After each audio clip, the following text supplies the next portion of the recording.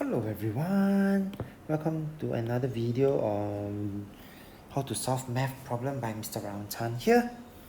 We are given mark price, that includes GST 856. So this is important.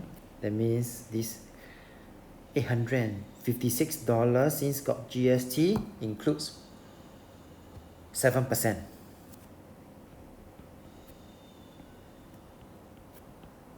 So $856 is represented by 107%. Price before GST. Before GST is 100%. So all I have to do, hopefully by now you all know how to calculate 100% already.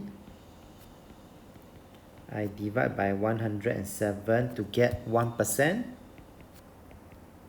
Then I multiply by 100.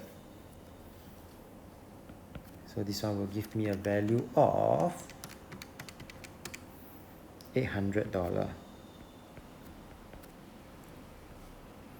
Part B. What's the GST amount that is charged? The GST is 856 minus the price before GST. And we are done here. So if you like this video, please feel free to click on the subscribe button. Mr. Rao Chan here, always happy to share with you how to solve math problems.